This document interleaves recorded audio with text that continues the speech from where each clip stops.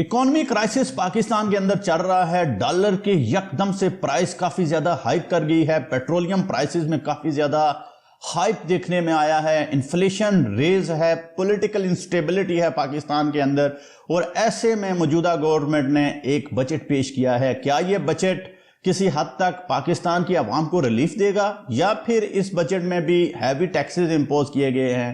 कौन कौन से सेक्टर्स को रिलीफ दिया गया है, किन सेक्टर्स में मजीद टैक्स इंपोज किए गए हैं, आज के व्लॉग में डिस्कस करेंगे। मैं हूं ज़िया रशीद, आप देख रहे हैं मेरा यूट्यूब चैनल पर आने का शुक्रिया। चैनल को सब्सक्राइब कर लें और साथ ही बेल का आइकन प्रेस कर लें ताकि मेरी हर नई आने वाली वीडियो का नोटिफिकेशन आप तक बर वक्त पहुंच सके।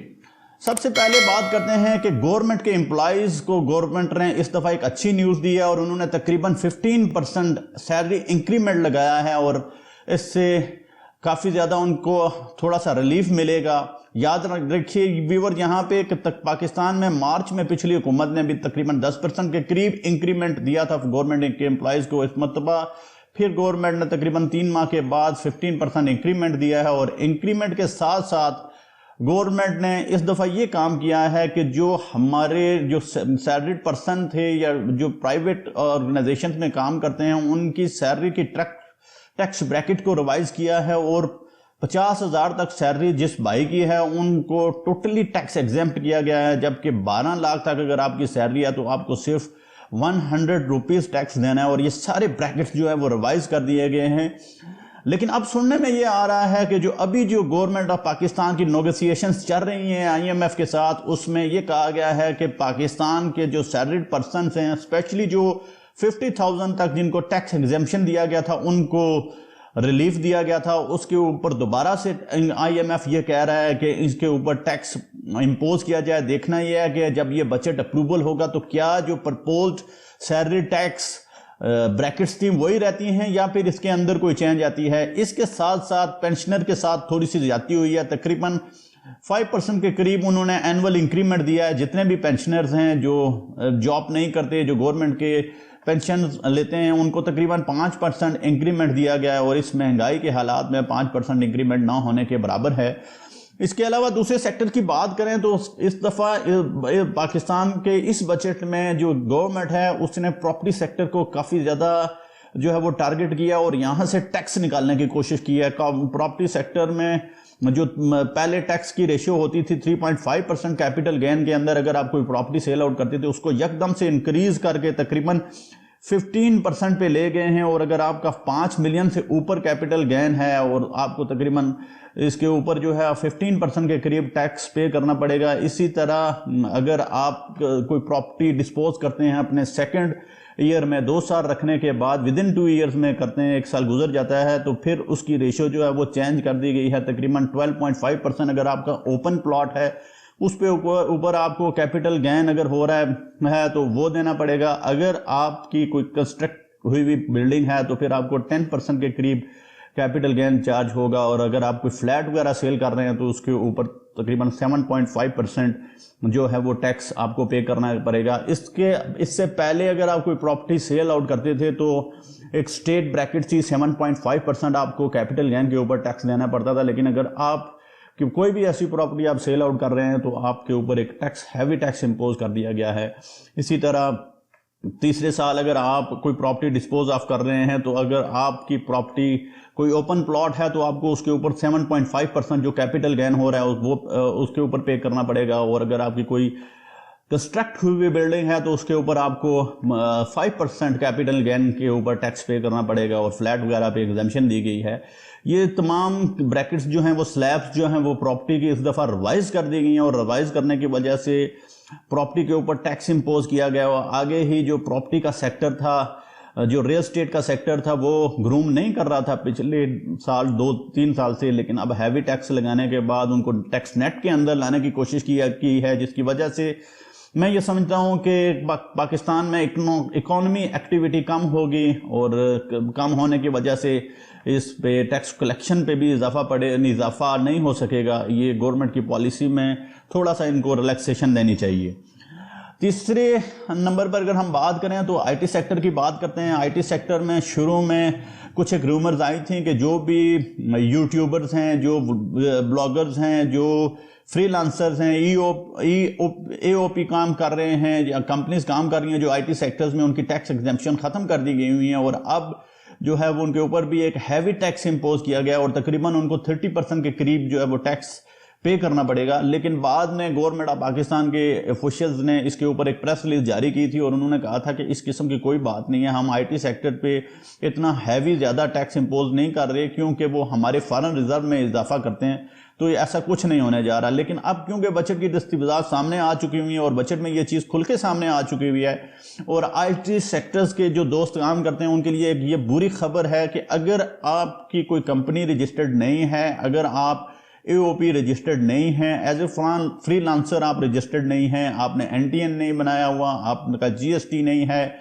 آپ پی ایس پی پہ آپ رجسٹرڈ نہیں ہیں, اور آپ کوئی ود ہولڈنگ ٹیکس پے نہیں کر رہے, تو یاد رکھیے آپ کو تقریباً 20 to 35% جو ہے وہ ٹیکس پے کرنا پڑے گا. وہ جو پہلے اس سے تقریباً 0.2.5% ہوتا تھا اور اس میں اس کو اس دفعہ انکریز کر دیا گیا ہے, اور یہ بار لگا دی گئی ہے کہ آپ کو اپنا بزنس جو ہے وہ رجسٹرڈ کروانا پڑے گا. رجسٹرڈ کروائیں گے تو تب آپ کو یہ ٹیکس کی جو ہے وہ ایگزمپشن ملے گی, ادروائز آپ کو 30 to 25% جو ہے وہ ٹیکس پے کرنا پڑے گا. اگین اس مرتبہ آئی ٹی سیکٹر کو بھی ٹارگٹ کیا گیا ہے تاکہ وہاں سے ٹیکس کا جو ہے وہ کیلکولیٹ کیا جائے اور اس کو جو ہے وہ عوام کے اوپر جو ہے وہ خرچ کیا جائے.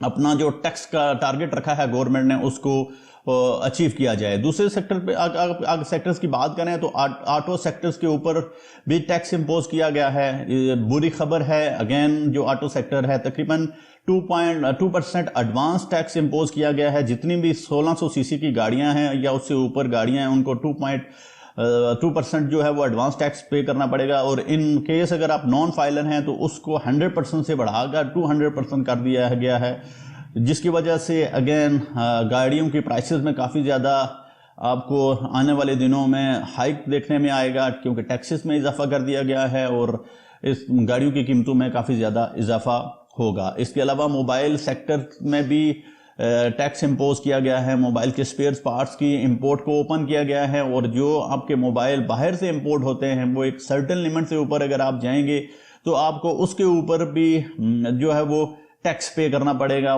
نیا ٹیکس امپوز کیا گیا.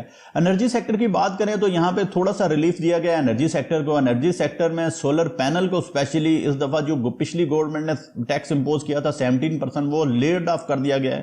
اب سولر پینل پہ کسی قسم کا کوئی ٹیکس نہیں ہے, 17% کی ایگزمپشن دی گئی ہے تاکہ لوگ زیادہ سے زیادہ سولر بائی کر سکیں. اس کے علاوہ گورنمنٹ نے یہ پالیسی اپنائی ہے کہ جتنے بھی گھریلو یونٹ استعمال کرتے ہیں 200 کے قریب جو لوگ ڈومیسٹک یونٹس استعمال کرتے ہیں ان کے لیے ایک بینک لون کی اسکیم متعارف کروائی گئی ہے.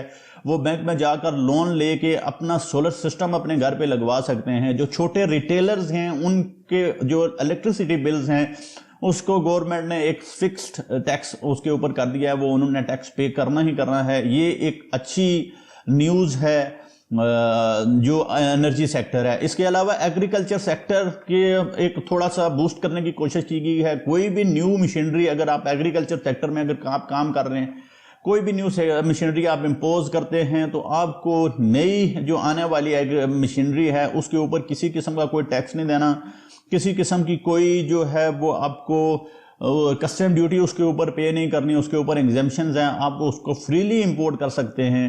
یہ تھوڑا سا ایگریکلچر سیکٹر کو انہینس کرنے کی کوشش کی گئی ہے اور امپروو کرنے کی کوشش کی گئی ہے.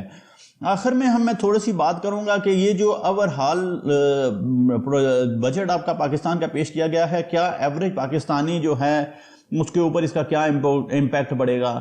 تو اگر ہم بات کریں تو پاکستان کے ریسنٹ 2 ماہ میں آپ نے دیکھا ہے کہ لوڈ شیڈنگ کافی زیادہ دیکھنے میں آئی ہے. تو لوڈ شیڈنگ کا کاؤنٹر کرنے کے لیے اس کے بجٹ میں کچھ نہیں ہے. ایوریج پاکستانی کے لیے کوئی نیو بزنس سکیمز جو ہیں وہ نئی متعارف کروائی گئی ہے. اسی طرح جو آپ کے سی پیک کے ہیڈ ہیں, سی پیک کا ہیڈ ہے اس کو میکسیمم فنڈز اولیکیٹ کر دیے گئے ہیں اور اس میں زیادہ پیسہ لگایا گیا ہے. اس طرح آپ کا ڈیفنس بجٹ جو ہے اس کو انکریز کر دیا گیا اور تقریباً $7.6 بلین جو ہیں وہ ڈیفنس بجٹ کے لیے رکھے گئے ہیں، اور اس میں ایک ہیوی انکریز دیکھنے میں آیا ہے، تقریباً 6% انکریز جو ہے وہ ڈیفنس بجٹ کے اندر دیکھنے میں آیا ہے۔ اور اگر ہیلتھ کی بات کریں تو اس میں تقریباً صرف 6 بلین روپیز رکھے گئے ہیں، ایجوکیشن میں تقریباً 12 بلین جو ہے وہ اماؤنٹ رکھی گئی ہے۔ اگر ان دونوں سیکٹرز کو، ہیلتھ اور ایجوکیشن کو ہم اگر کمپیریزن کریں اور اگر ان کو ہم موازنہ کریں ڈیفنس بجٹ کے ساتھ، تو جو ہیلتھ اور ایجوکیشن میں جو پیسے رکھے گئے ہیں وہ آپ کے ڈیفنس بجٹ کے آدھے بھی نہیں بنتے۔ اگین ڈیفنس بجٹ پہ پاکستانی عوام کا کافی زیادہ پیسہ جو ہے وہ لگ رہا ہے، اور سی پیک کے اندر کافی زیادہ جو ہے وہ پیسہ جا رہا ہے، جس کی وجہ سے پاکستانی عوام کو ریلیف ملنے کا جو ہے وہ چانس کافی زیادہ کم ہو گیا ہے۔ ایسی سچویشن میں جب پاکستان کے فارن ریزرو تقریباً 9.27 بلین پر آگے ہیں، ڈیکریز ہو چکے ہوئے ہیں، پاکستان کو چائنا سے کوئی بیل آؤٹ پیکج نہیں ملا، سعودی عربیہ سے کوئی بیل آؤٹ پیکج نہیں ملا، UAE سے کوئی بیل آؤٹ پیکج نہیں ملا، اور برادر ملک ترکی نے بھی اس سچویشن میں کوئی مدد کرنا نہیں چاہی پاکستان کی۔ تو اب پاکستان کے پاس ایک ہی آپشن رہ گیا ہے کہ وہ IMF کے پاس جائیں اور IMF سے جا کے ایک بیل آؤٹ پیکج لیں۔ یہاں پہ ایک تھوڑی سی ایک اور الارمنگ چیز بھی ہے کہ پاکستان کے اس بجٹ میں جو سبسڈی کی اماؤنٹ ہے وہ انکریز کر دی گئی ہے۔ پچھلی گورنمنٹ نے تقریباً 4.3 بلین روپیز رکھے تھے سبسڈی کے لیے، جو اب انکریز کر کے تقریباً 6.99 بلین روپیز بن گئے، اور اگین سبسڈی کی اماؤنٹ جو ہے وہ اس گورنمنٹ نے انکریز کی ہے۔